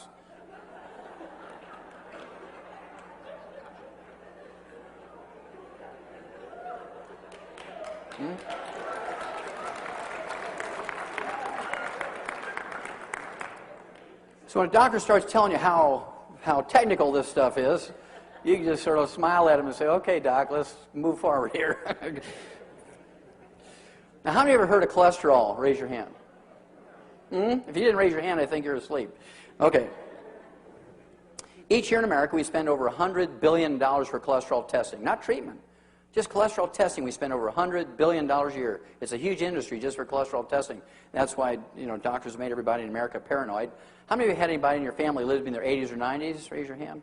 Sure, I think most people in America have had somebody in their family live to be 80, 90. I guarantee you they ate eggs. They cooked in butter. They didn't have margarine back then. They salted their food. These people smoked. They, they ate red meat instead of tofu. They ate eggs instead of egg beaters. They didn't exercise, and yet they lived to be 80, 90. Many of them went on to live to be 100. And following their advice, we're going backwards. Spending $100 billion a year for cholesterol levels and eating the way doctors have told us. Most people revere their doctors. We've gone from 17th in world longevity to 24th. So it doesn't seem like all that's doing much good. Well, if any of you can find me a disease, if anybody in this room can find me any disease that is caused by elevated blood cholesterol and triglycerides, I'll give you $1 million, small bills, and any offshore account you want tax-free. There's not a single disease caused by elevated blood cholesterol and triglycerides. When you have elevated blood cholesterol and triglycerides, I kind of look for other things. You might have a deficiency of niacin, vitamin B3. You could have deficiencies of chromium and vanadium, 2 trace minerals. You might have deficiencies of the essential fatty acids, or a ratio problem between omega-3 and omega-6s. You could have early goiter, or hypothyroidism will cause an elevation in your blood triglycerides and blood cholesterol. You could have early diabetes. You can have early diabetes. Even before your blood sugar goes up, your blood cholesterol and triglycerides go up when you have diabetes. Don't take my word for it. Go to the library and look in a medical book on diagnoses. What's the first blood changes that occur when you have diabetes? Elevated blood cholesterol and triglycerides. What's the first blood changes when you have low thyroid? Elevated blood cholesterol and triglycerides. Do the elevated blood cholesterol and triglycerides cause any disease? No. They're just signals. They're just signals to look somewhere. Do they cause cardiovascular disease? No. Have nothing to do with cardiovascular disease. Nothing. Well, why do doctors get so excited about lowering your cholesterol and lowering your blood triglycerides? Because they get a kickback every time they write a prescription for statin drugs. Lipitor, Loped, and Lipitor. Why would you take a drug that doesn't really do anything, doesn't prevent diseases, lowers your cholesterol, that's what they do, but it causes liver cirrhosis and blindness? That's why you got to go in every couple of months to get your blood taken to see how your liver's doing. They got to look in your eye to make sure you're not going blind yet. Why would you take a drug that gives you liver cirrhosis and makes you go blind when it doesn't do anything? How many of you ever heard of free radicals? Good. How many of you heard of trans fatty acids? Yeah, these are common words today. Everybody in the street, even little 6-year-old kids know about these things. And yet, doctors continue to recommend to consume free radicals and trans fatty acids. If I were to come out with a product, Dr. Wallach's 100% pure free radicals, the finest trans fatty acids in the world, and I'd label and put them in a health food store, how many people would buy them? 0. I wouldn't sell any of them. And yet, everybody listens to the doctors when the doctors say, I want you to use margarine instead of butter. Margarine is nothing more than a big block of trans fatty acids and free radicals. It is pure 100% trans fatty acids and free radicals. They've killed more Americans with margarine in America than all the wars put together in the 200 plus years we've been a country, both domestic and foreign. And so if you have any margarine at home tonight, I want you to go home and box it up and ship it UPS to Castro. Put a little note in there that says, my cardiologist says this is good for your heart, and I, in a show of good faith, I'm sending you some margarine. And hopefully he'll be stupid enough to use it. Now, I like to have my patients eat 6 to 10 eggs a day. The more eggs you eat, the lower your cholesterol goes. The more eggs you eat, the lower your cholesterol goes. And I personally eat 6 eggs a day, so I hope you do too. They're great protein. And if you don't fry them, don't cook them in margarine. You want to poach them, soft boil them, hard boil them, soft scramble them in butter at low temperature. This came out in 1995. This little study was presented at the annual meeting of the American Heart Association in Anaheim, California. They said 2 eggs a day won't hurt. And when that report came out in 1995, that sent a shockwave through the entire medical system. Because prior to that report coming out, eggs were the father of the devil. I mean, if you ate eggs, you were doomed. Nobody would hang around you. He's an egg eater, I really like this one. Makes my 10 look pretty conservative. This came out 13 years ago. New England Journal of Medicine, very respectable medical journal. Normal cholesterol in an 88-year-old man who eats 25 eggs a day. Now, you have to ask yourself, why was this old dude eating 25 eggs a day? Maybe he didn't have any teeth and couldn't eat steaks anymore. Maybe he owned an egg farm and liked to do his own quality control. But I think it was more scientific than that. If you appreciate that 95% of male sex hormone, testosterone, 95% of female sex hormones, estrogen, progesterone, 95% of the weight of our adrenal hormones, our adrenaline, comes from a master steroid in our body, is made from a master steroid in our body called cholesterol. You can only make 10%. The other 90% must come from your diet. And when your adrenal glands are exhausted, what's the most likely thing that you're not consuming enough of? Cholesterol. When you're sitting there watching TV, guys, when your wife's saying, hey, look at my nice nightgown, would you rather watch TV or watch me? And and she's got you on an egg-free, butter-free, chicken skin-free, red meat-free diet.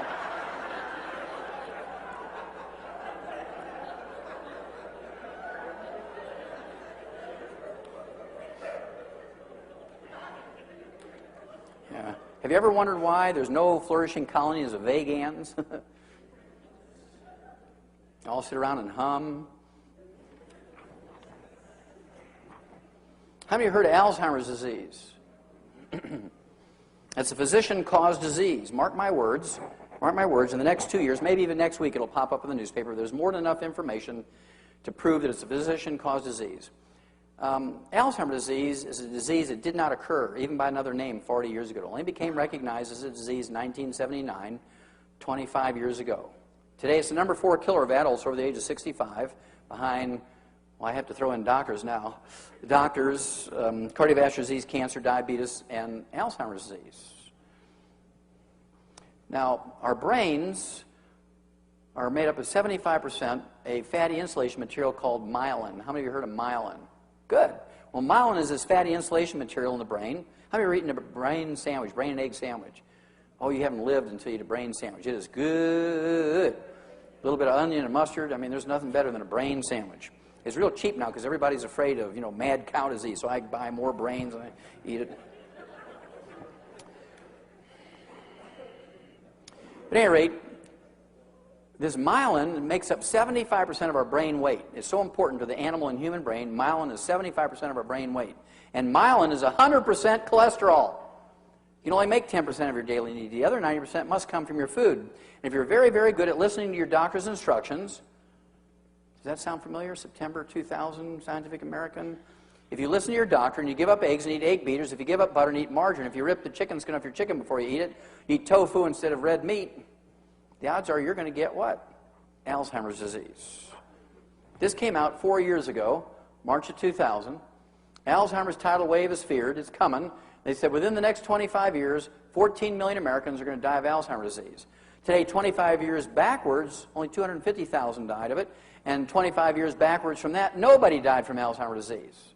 Now, why would you go from 0 to 250,000 to 14 million? Well, that's because the baby boomers are coming along, and they listened to the doctors.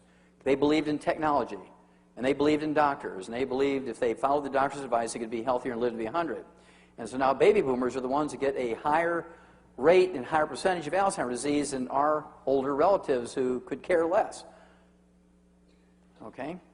Remember Ralph Charles still flying airplanes at 100? Harold Stilson still hitting in golf hole-in-one at 101?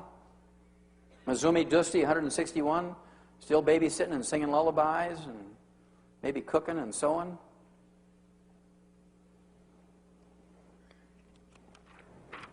We eliminated Alzheimer's disease in animals 65 years ago.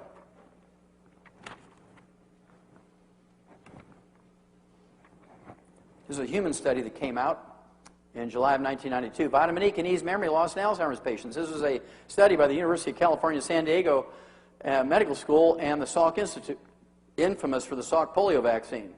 They said that vitamin E could bring back a certain amount of memory and make people functional again. Well, nobody could believe that was true, so they redid the study, and 5 years later they came out with this. Vitamin E might slow Alzheimer's disease. High doses of common vitamin E can slow the devastating decline for some Alzheimer's patients, significantly delaying the need for nursing home care. Again, the University of California, San Diego, University Medical School. Now, if you can delay the need for nursing home care for a spouse or a child or a parent, grandparent, aunt, uncle who has Alzheimer's disease by 5 years, would that be emotionally and financially beneficial to a family? Of course it would.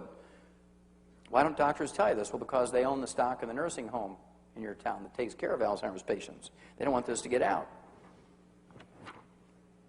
This came out in 2003, November 2003, a study by Tufts University Medical School in Boston. They found out you could reduce your risk of Alzheimer's disease by 48% by just taking either supplements or fish 3 times a day to get the omega-3 essential fatty acids. This has been repeated over and over and over. This just came out January 2004. People taking vitamin C and E were 78% less likely to have a diagnosis of Alzheimer's disease. Now, they didn't even think about the diet, getting rid of fried foods and margarines and sources of free radicals. They didn't even think about eating cholesterol. This was just some antioxidants. And so we know from animal studies and these sort of early studies in human beings that if you eat enough cholesterol, not fried, not cooked in margarine, but poached and soft-boiled and hard-boiled and soft scrambled in butter and meat medium rare and so forth, which we'll talk about in a minute, and take in antioxidants, the odds of you getting Alzheimer's disease are reduced almost zero.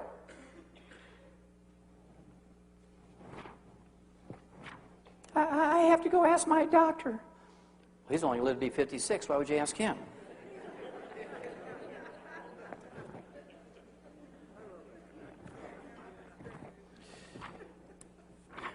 Now, how many of you have heard of high blood pressure? Raise your hand. Sure, everybody knows about high blood pressure, a very common disease. How many of you have heard of a veterinarian telling you need to give your dog a calcium channel blocker or a beta blocker for high blood pressure?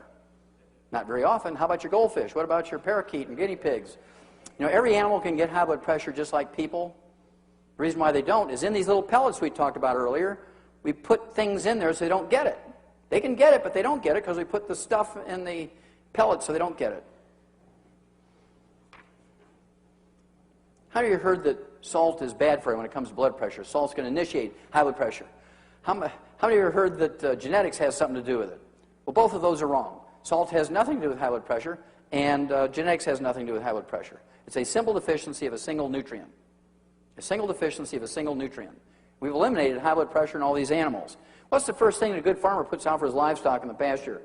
Salt blocker, salt lick, isn't it? And there's nobody out in the pasture telling a cow she's limited to 1 lick a day, is there? And I refuse to believe that my human patients are dumber than a cow or a sheep.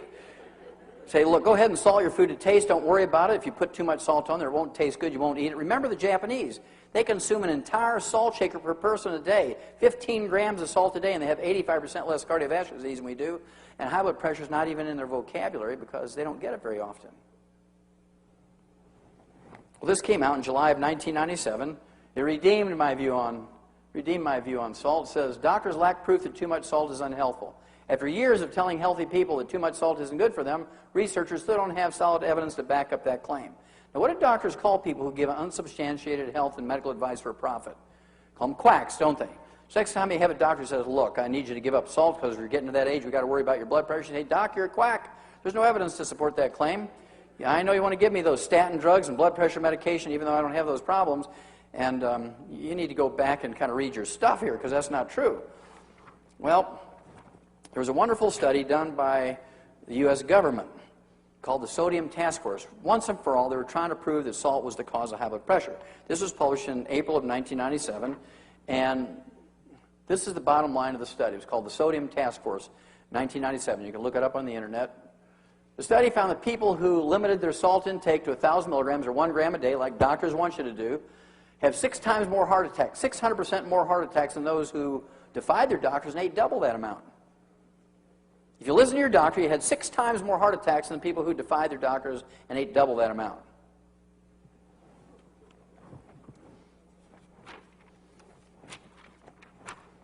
So what mineral are we talking about? What mineral are we talking about when it comes to high blood pressure? It turns out it's a deficiency of calcium. Now, you can drink 50 gallons of milk a day and you can't get enough calcium to get your blood pressure down. You can eat 25 pounds of cheese a day and the only thing that will happen is you'll be so constipated you'll need a jackhammer to have a bowel movement. If you didn't have hemorrhoids, you're going to get them.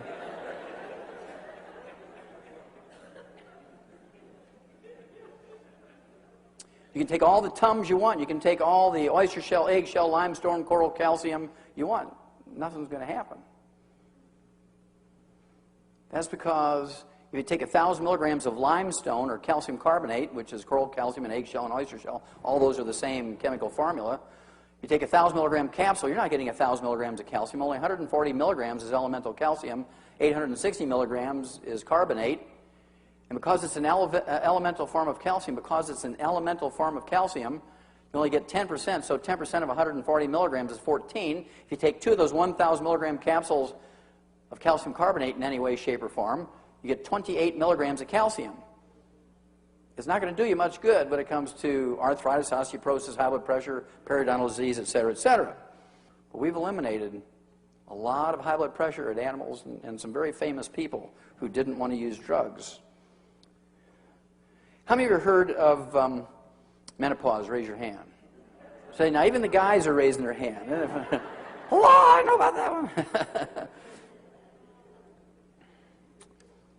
Well, up until about 1958, every doctor used to make 50 cents on dispensing a little herbal formula called Lydia Pinkham's. How many of you have heard of Lydia Pinkham's? Yeah. Lydia Pinkham's, very famous herbal formula, and would get rid of the hot flashes, the night sweats.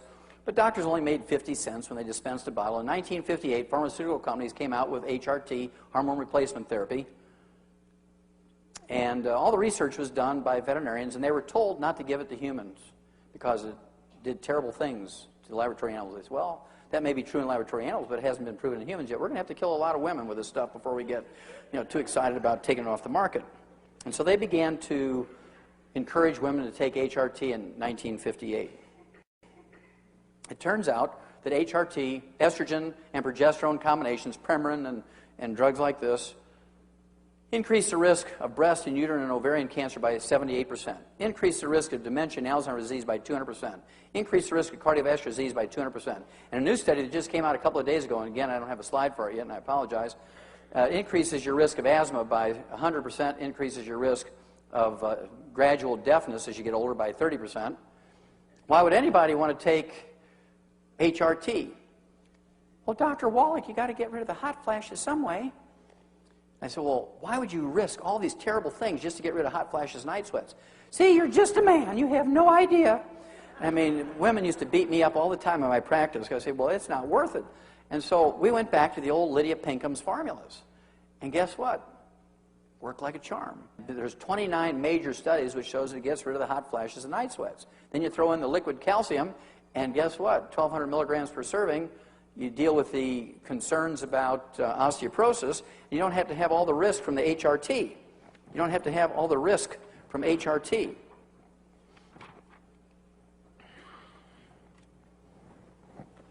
This came out actually in 2000, and they said, and they predicted that the report on carcinogens or cancer-causing chemicals, which was going to come out in January of 2002, is going to list estrogen as a cancer-causing chemical. Well, guess what? That report comes out every year. And guess what's at the top of the list of cancer-causing chemicals? Estrogen. What makes it most dangerous is doctors prescribe it. Doctors prescribe it.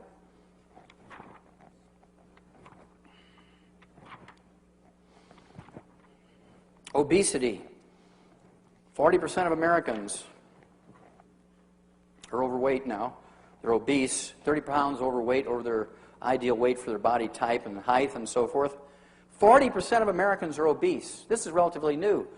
50 years ago, it was like 15%, and 100 years ago, there was very rarely, less than 1% of Americans were obese. And it turns out it's caused by a simple, single problem. I can walk on a horse farm, and I can tell you in 30 seconds if the horses on that farm are getting all the minerals they need.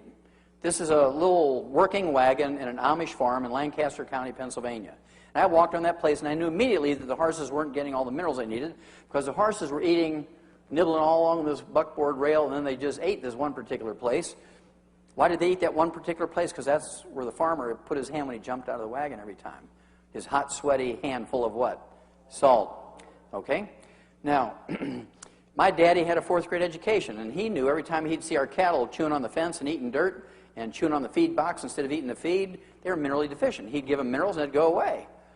And we usually learn painfully when we were a kid that it's not socially acceptable to chew on the furniture and eat dirt. Bam! Don't do that anymore. That chair costs a lot of money. Ooh, okay.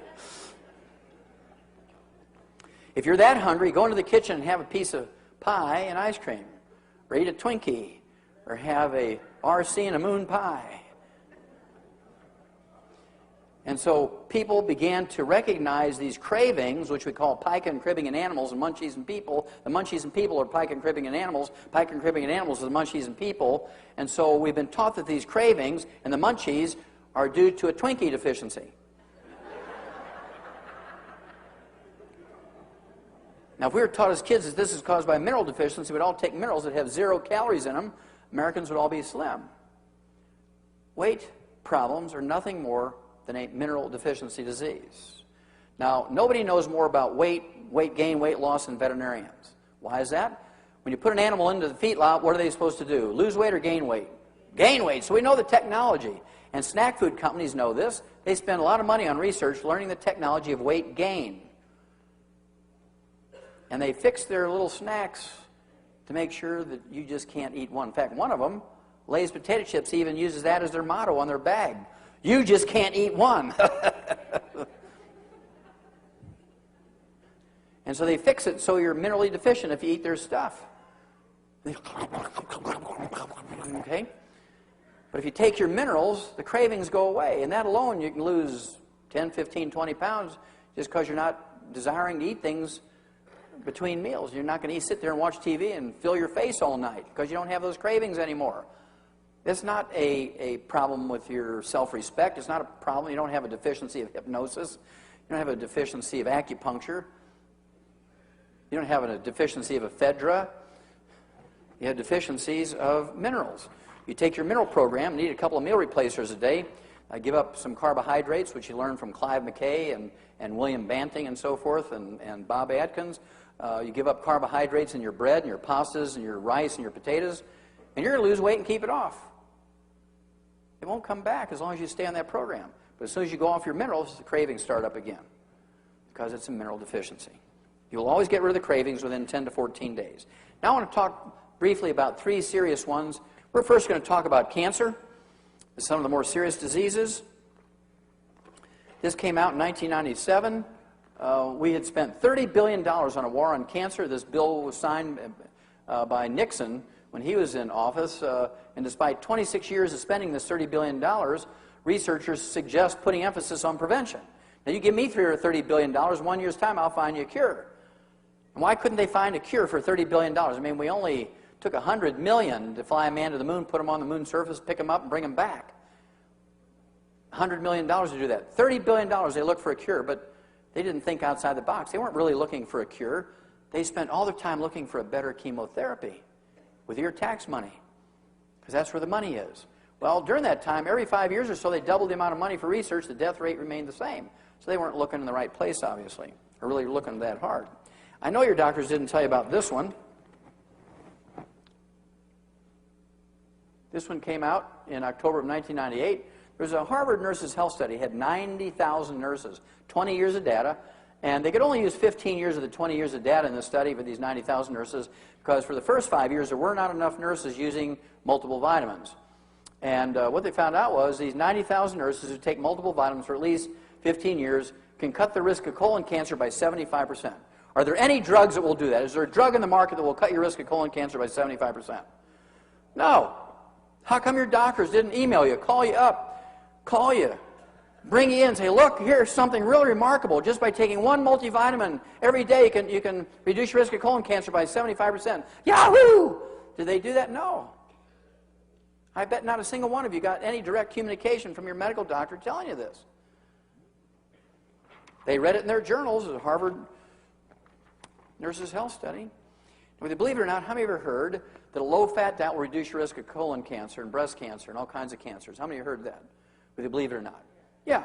This is one of the American Cancer Society, doctors, the American Medical Association. Everybody says low-fat diets will reduce your risk of cancer, high-fat diets increase your risk of cancer. Harvard Nurses Health Study, 90,000 nurses, 20 years of data. They compared the rate of cancer in these 90,000 nurses, comparing those that had more than 50% of their calories as fat, which is a very, very high-fat diet, compared to those that had less than 20% of their calories as fat, which is a very low-fat diet.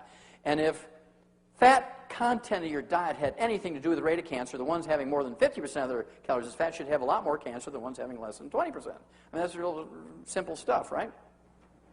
Well, this came out in March of 1999. It was published in the Journal of the American Medical Association. Again, they compared the rate of cancer in these 90,000 nurses, comparing those that had less than 20% of their calories as fat versus those that had more than 50% of their calories in fat. They found no measurable difference. The amount of fat you eat in your diet has nothing to do with the rate of cancer. The amount of fat you eat in your diet has nothing to do with the rate of cancer. Nothing. It turns out the amount of fat in your diet has nothing to do with the rate of cancer. It's how you cook the fat. It's how you cook the fat. Not the amount of fat, it's how you cook the fat. This study came out in 1998, University of South Carolina. Big study. Study links very well done meat to breast cancer, and then later on to prostate cancer and colon cancer. Among women who preferred all their meat very well done with a doneness score of 9, where the fat was burnt, and it tastes very good, believe me, burnt fat tastes very good. I used to eat it when I was a kid. There was a 462% greater chance of having breast cancer than for women who ate their meat rare or medium. Not a 5% increase in risk, not a 50%, not a 100%, not a 200%, not a 300%, not a 400%, but a 462% increase in risk of getting breast cancer, colon cancer, and prostate cancer if you eat your meat cooked well done and eat burnt animal fat. Now, after tonight, you can't claim you were not informed. If you go home, you continue to eat burnt animal fat, whether it's in hot dog skins over the fire, you know, or you're grilling chicken skin and eating it that way, or you're grilling your hamburgers burnt. You know, I get people, I cringe. People, I want my hamburger burnt. I don't want to see anything pink in there. I want it burnt. I want like charcoal. They're doomed. Even God can't help them. You know, when you're that stupid, God can't help you. And when you're at the bottom end of the gene pool, He's got to let you go.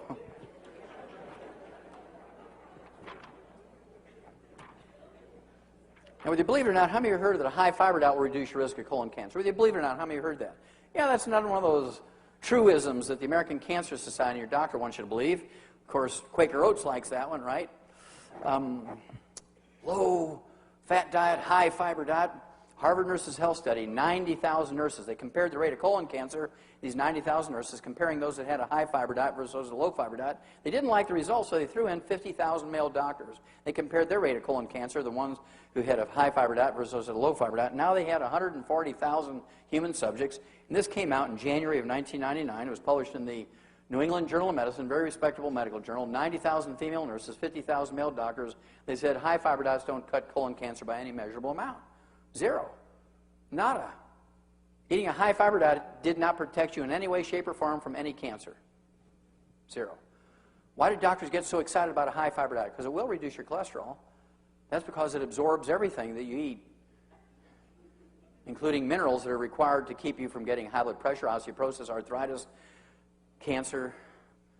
And so people who eat multigrain breads for their toast and English muffins and pancakes and waffles for breakfast, people who eat multigrain pastas, people who eat multigrain breads and whole wheat breads and grind their own wheat and all that sort of stuff for their sandwiches, and people who eat whole wheat and multigrain bread for dinner, they eat whole wheat ice cream. I mean, you can go to extreme, right? They have a 500% increase in risk of all these other degenerative diseases which kill you. So by eating a high-fiber diet, your risk of those other diseases goes up and doesn't affect your risk of cancer at all. The only thing that doctors get excited about, really, about a high-fiber diet is it lowers your cholesterol. And does that do anything for you? No. Doesn't do a thing.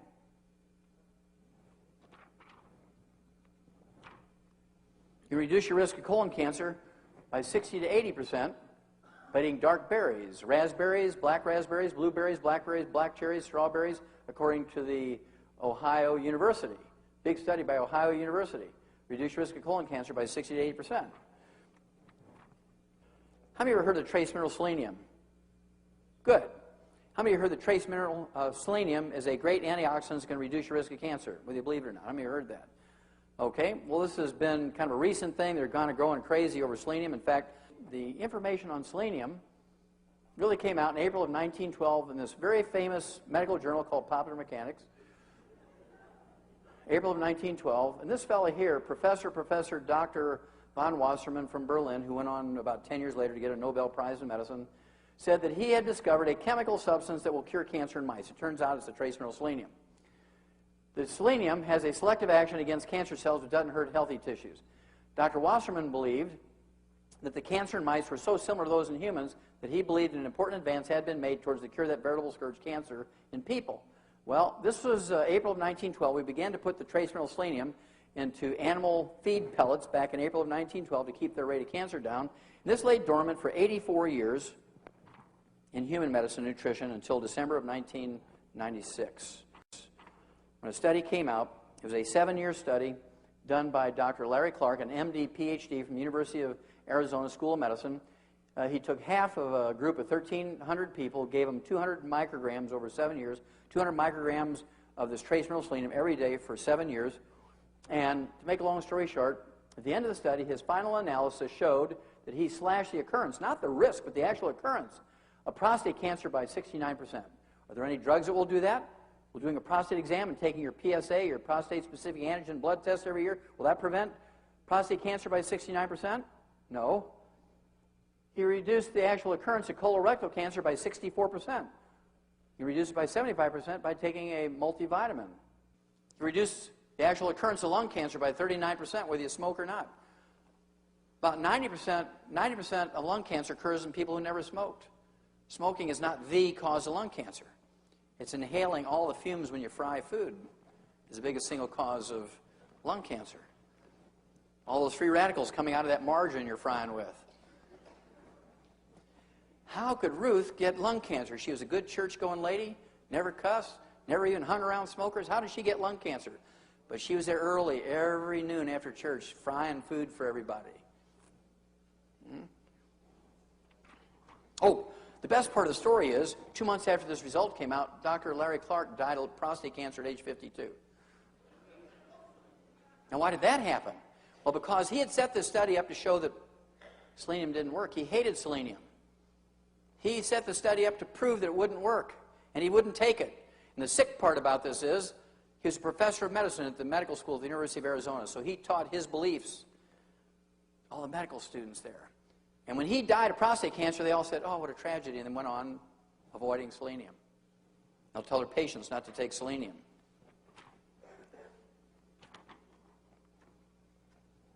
This came out March 6, 2002. Study says a diet rich in tomatoes can cut the risk of prostate cancer, raw tomatoes, by 24 to 36%. If you eat tomatoes cooked, 1 serving a day of cooked tomato will reduce your risk of prostate cancer by 52 to 60%. Because there's an antioxidant in tomatoes called lycopenes. Lycopenes.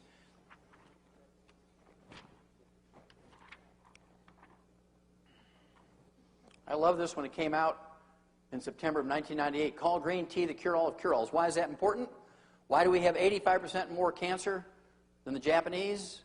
Well, our national drink is Coca-Cola. Their national drink is green tea.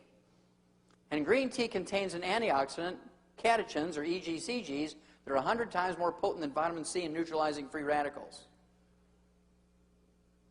Catechins and EGCGs in green tea are 100 times more potent than vitamin C in neutralizing free radicals. And perhaps 100 times more potent than vitamin C in reducing your risk of cancer.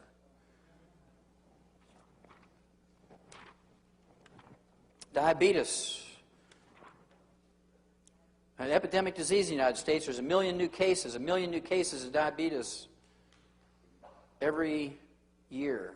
There's 32 million diabetics as we speak right now in America.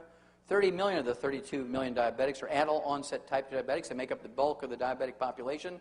And adult-onset type 2 diabetics make more insulin than non-diabetics. There's not an insulin problem with them.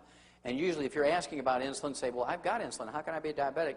And so doctors say, well, you've got insulin-resistant diabetes. Because it's not working. The reason why it's not working is you're deficient in 2 trace minerals, chromium and vanadium, and their cofactors necessary for them to work, which are required by your insulin to work in your body. You can make tons of insulin, but if you don't have those trace minerals, your insulin's not going to work. We learned in 1957 that we could prevent and cure adult-onset type 2 diabetes in laboratory animals, pet animals, and farm animals by giving them these 2 trace minerals and their cofactors. This lay dormant for 20 years in human medicine until 1977, when they found out that they could give intravenous chromium and vanadium and their cofactors to people who had diabetes, and they were unconscious from head injuries. They were in a coma. And they were miraculously cured by giving them intravenously these trace minerals and their cofactors. Now, you can't say that, oh, well, they just believed that they were going to get cured because they were going to get cured because they're in a coma. They didn't know what was going on. Now, how come your doctor doesn't tell you this stuff? I mean, it's been proven over and over and over in animals, been proven over and over and over in people. It's been published in every big medical journal in America and in the world. It sort of comes through every couple of years as renewed, people look at it. It's not like it's a mystery. Every doctor knows this. Why don't doctors tell you this? Well, if a doctor took the less than 2 minutes that I just shared with you, this information, he might get $80 for a long visit, an extended visit, instead of $50 for a standard visit. Make an extra $30. According to the GAO, the General Accounting Office, which is the budget watchdog for the U.S. Congress, your doctor makes, over the 25 to 40 years a diabetic lives after diagnosis, your doctor makes $750,000 for every diabetic patient. So why would he take $30 when he can make $750,000? And most people say, well, my doctor belongs to my church. I got to believe in him. Well, don't let that protect you. Even members of the mafia go to church, right? So I wouldn't bet on that one.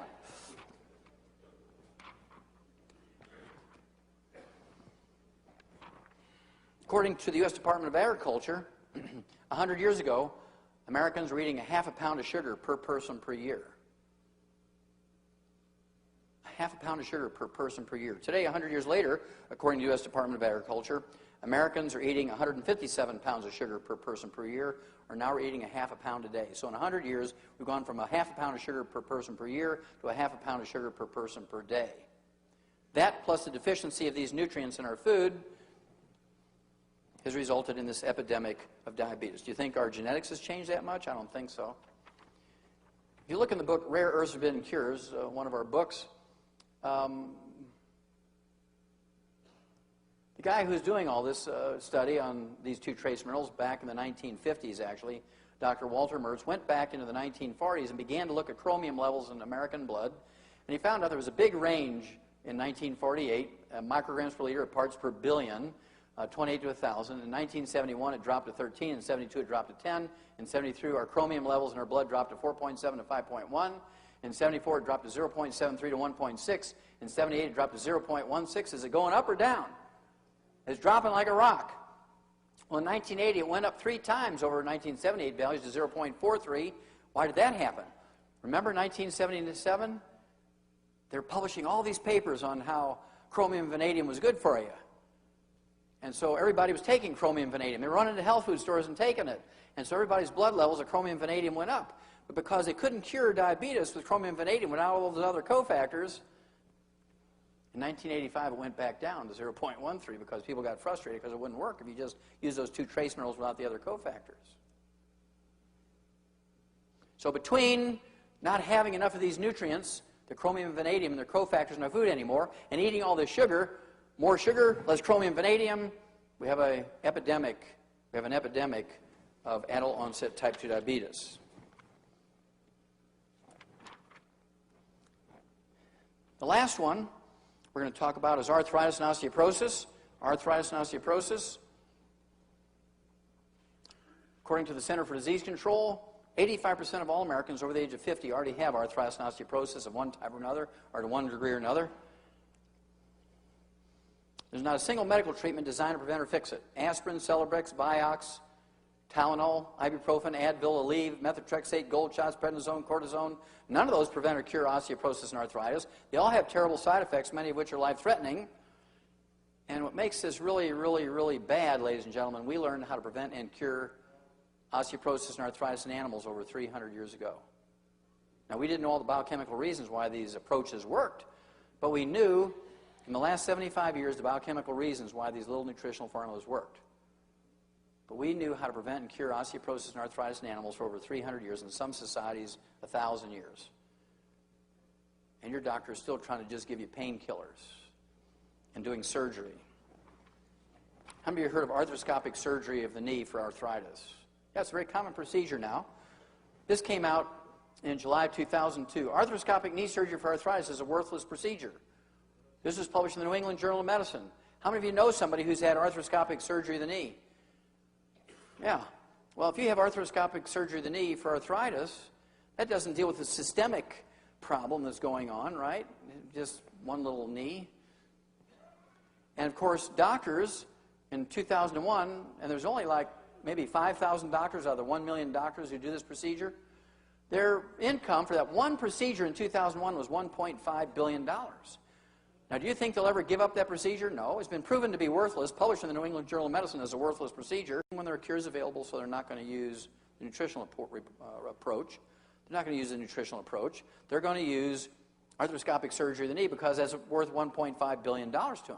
And so you have to be smart enough. When your doctor says, look, you've got bone-to-bone arthritis of your knee. In the old days, we'd have to go right to the joint replacement surgery. But right now, we've got arthroscopic surgery of the knee, and we can take out those little floating bits of bone and cartilage. And then when that doesn't work anymore, we'll eventually have to go to the joint replacement surgery. But right now, we might be able to preserve your knee for a year or two. You have to be strong enough to say, look, doc, you're a quack. How many people did you kill last month? the New England Journal of Medicine, July 2002, said this procedure is worthless. Now, we've been friends for a long time. We belong to the same church, and you're coming to me with a worthless procedure? I don't think I'm going to visit you anymore. You have to rebel sometime. When they keep taking advantage of you to milk your insurance policy and milk your wallet, when do you rebel? You rebel when you realize that your doctor is only looking at you as a source of income. If you follow your doctor's advice when you have osteoporosis and arthritis, you're going to wind up like this. Yahoo! Now, whether you believe it or not, how many of you have ever heard that osteoporosis is primarily a postmenopausal woman's problem? Whether you believe it or not, how many of you heard that? Sure, everybody knows, Oprah, your doctor, the government, everybody knows that osteoporosis is primarily a postmenopausal woman's problem. Well, we knew 100 years ago that osteoporosis actually occurred equally in both men and women. It only became a postmenopausal woman's problem in 1958 when they came out with HRT. Because can you justify treating osteoporosis and preventing osteoporosis with estrogen if both men and women get it at the same rate? No, you couldn't. Can you imagine a red-blooded American man, a red-blooded Idahoan, going to his doctor and say, okay, doc, I've got that osteoporosis stuff. I want you to shoot me up with that estrogen.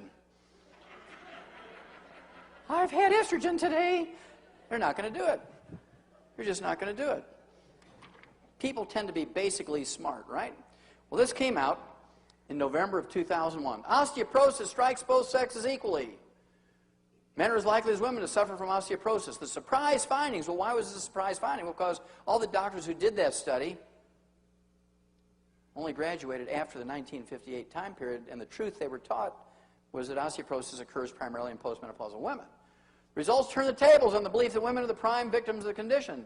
The findings of the Canadian Multi-Center Osteoporosis Study, a program involving almost 10,000 participants in 9 centers, will almost certainly change the way that medical professionals deal with unexplained bone fractures in men and the way education about the condition is handled. Now, raise your hand, gentlemen, if you have received a direct communication from your medical doctor, either an email, a postcard, a phone call, saying, look, come on in. I've just learned that osteoporosis occurs equally in both men and women. I'm so excited about this because I can help you before something bad happens. Come on in, we'll do a bone density test. How many of you men have gotten that communication from your medical doctors? Look at that. None. As I traveled around the world, 18 countries in the last 3 years, not a single man has raised their hand. Now you say, well, why would that be? Why wouldn't doctors want to tell their men patients? You'd think they'd be excited. If they're altruistic and they're out there to help you, they'd be wanting to give you this information, right? Well, guess what would happen? Every woman would immediately stop using HRT. And they're making so much money from the kickbacks and writing the prescriptions from HRT, they're afraid to rock the boat. They don't want to start anything that's going to rock the boat. So any doctor who today continues to write prescriptions for women for HRT should be put in jail for 25 years of life without possibility of parole. And that would be the kindest of treatments that I would figure for them. Ladies, when your doctor comes to you and says, I want you to take estrogen for osteoporosis, you can say, Doc, you take it for 25 years. And then, if it works, I'll take it. See what he says. One of the other things you have to do besides taking all the raw materials to rebuild your bone and cartilage and ligaments and tendons and connective tissue is to give up carbonated drinks. Carbonated drinks are the single greatest contributor to osteoporosis and arthritis and fractures of the bone. They interfere with the absorption of nutrients, especially minerals, digesting protein. This actually, the original study was done 10 years before this at the Harvard Nurses Health Study, 90,000 nurses, 20 years of data, and these were all nurses over age 35. They found out that the nurses drinking carbonated drinks, soft drinks, even diet drinks, instead of water during the day, had a 500% increase in risk of osteoporosis and fractures over the water drinking group. So they went and did the study in junior high school girls, 460 junior high school girls in 9th and 10th grade. They found out that the same thing was exactly true for them. Why did they only look at nurses and girls? Because they believed it was primarily a woman's disease. But believe me, it occurs in boys too. So if you have young athletes, whether they're girls or boys, if you have osteoporosis in your family or arthritis, if you have it or don't want to get it, you got to give up carbonated drinks. Doctors should be telling you this every time you walk in the door. You got to give up carbonated drinks. I'll answer questions in just a moment. I just want to remind you that if you don't take care of your own destiny, if you don't take hold of things and take control of your own destiny, life is going to take care of your destiny for you, and usually it's not very nice. And so if you take control and rebel a little bit, be one of those mean, feisty little people that defy their doctor, but you have to do it with education. You just can't do something bad. You have to know what you're doing, educate yourself, and the odds are you're going to save yourselves an enormous amount of unnecessary misery. You're going to save yourselves a gob of money, and you're going to add many, many, many healthful years to your life. It will definitely help you to educate yourself. Education is power. Education with action is superpower. Don't let somebody else, even a doctor, determine your future. You've got to make those determinations yourself.